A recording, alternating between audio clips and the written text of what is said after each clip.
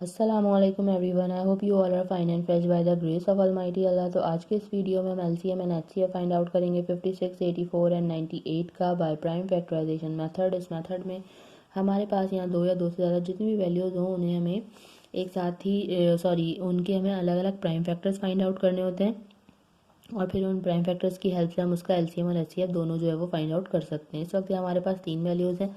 सबसे पहले हम इनके अलग अलग प्राइम फैक्टर्स फाइंड आउट करेंगे। फर्स्ट वैल्यू है हमारे पास 56, सेकंड वैल्यू है हमारे पास 84 और थर्ड एंड लास्ट वैल्यू है हमारे पास 98। जब भी हम किसी वैल्यू के प्राइम फैक्टर्स फाइंड आउट कर रहे होते हैं तो उसे हमें प्राइम नंबर से ही डिवाइड करना होता है। प्राइम नंबर्स कौन से नंबर्स होते हैं? वो नंबर जो सिर्फ और सिर्फ दो ही टेबल्स में आते हैं प्राइम नंबर्स कहलाते हैं, जैसे कि 2, 3, 5, 7, इसी तरह कंटिन्यू रहते हैं।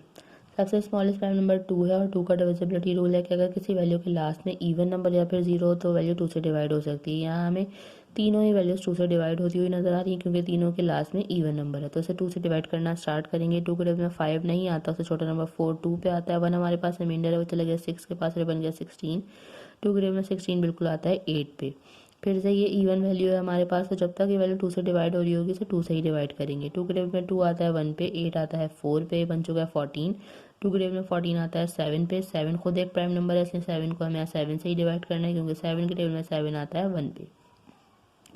नेक्स्ट वैल्यू है हमारे पास 84, इसके भी लास्ट में इवन नंबर है यानी कि इसे भी हमने 2 से ही डिवाइड करना है। 2 के टेबल में 8 बिल्कुल आता है 4 पे और 4 भी बिल्कुल आता है 2 पे। अभी भी हमारे पास लास्ट में इवन नंबर है, वैल्यू 2 से ही डिवाइड होगी क्योंकि 2 के टेबल में 4 आता है 2 पे और 2 आता है 1 पे। ये बन चुका है 21।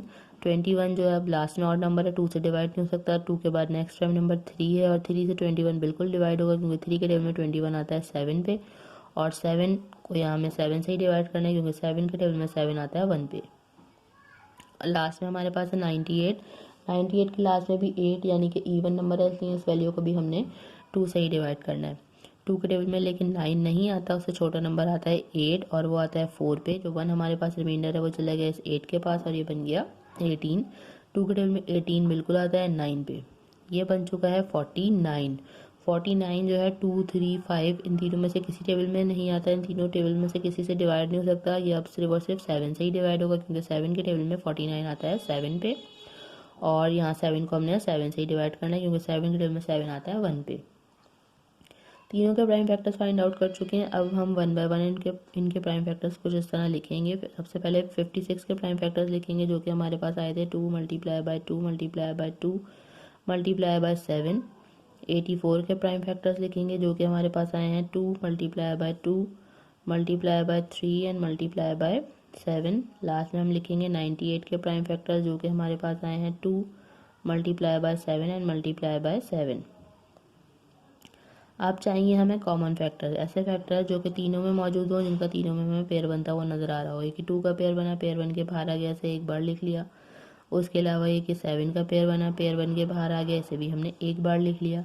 उसके अलावा हमें ये 2 का पेयर बनता हुआ नजर आ रहा है, लेकिन अभी हम एचसीएफ फाइंड आउट कर रहे हैं। एचसीएफ के लिए ज़रूरी है कि यहाँ जितनी वैल्यूज़ हैं उन सब में वो प्राइम फैक्टर हो, तभी हम उसका जो है वो पेयर बना सकते हैं। तो यहाँ पर 3 वैल्यूज़ हैं, इसलिए ज़रूरी है कि तीनों में पेयर बने एचसीएफ फाइंड आउट करते वक्त। तो यहाँ पे सिर्फ हमें 2 ही पेयर ऐसे मिले हैं जो कि तीनों में मौजूद हैं, तो हमने इनका पेयर बना लिया। अब इनको हम कर देंगे मल्टीप्लाई, तो हमें पता चल जाएगा highest common factor 2 times 7 is 14। हमारे पास हाईएस्ट कॉमन फैक्टर आ चुका है जो कि है 14।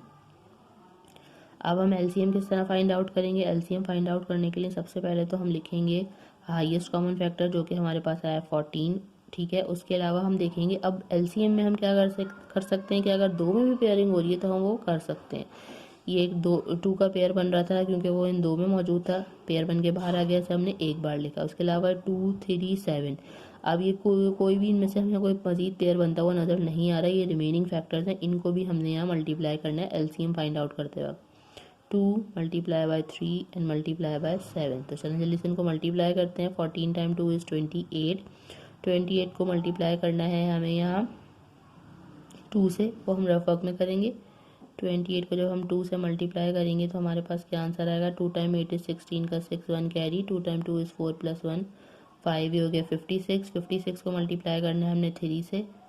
3 टाइम 6 इज 18 का 8 1 कैरी, 3 टाइम 5 इज़ 15 प्लस 116 और 168 को हमें लास्ट में मल्टीप्लाई करना है यहाँ पे 7 से, वो भी हम यहीं पे कंटिन्यू करते हैं। 7 टाइम 8 इज़ 56 का 6, 5 हमारे पास यहाँ कैरी चला गया। 7 टाइम 6 इज़ 42, 42 में जब हम मिलाएंगे 5 तो हो जाएगा 42, 43, 44, 45, 46, 47 का 7 और हमारे पास यहाँ कैरी चला गया है। 7 टाइम 1 इज़ 7, 7 प्लस 4 11 मीन्स हमारे पास यहाँ लीस्ट कॉमन मल्टीपल जो है वो आ चुका है इन तीनों वैल्यूज़ का, और वो है 1176। देखा आपने कितनी जल्दी से बाय प्राइम फैक्टराइजेशन मेथड को फॉलो करते हुए हमने HCF और LCM जो फाइंड आउट करना सीख लिया है। आई होप कि वीडियो आपको अच्छे से समझ आई है। अगर ये वीडियो को पसंद आई तो लाइक और शेयर ज़रूर करें और मेरे चैनल को भी सब्सक्राइब करें। इंशाल्लाह बहुत जल्द मिलती हूँ आप सबकी नेक्स्ट वीडियो में। अपना बहुत ख्याल रखिएगा। अल्लाह हाफिज़।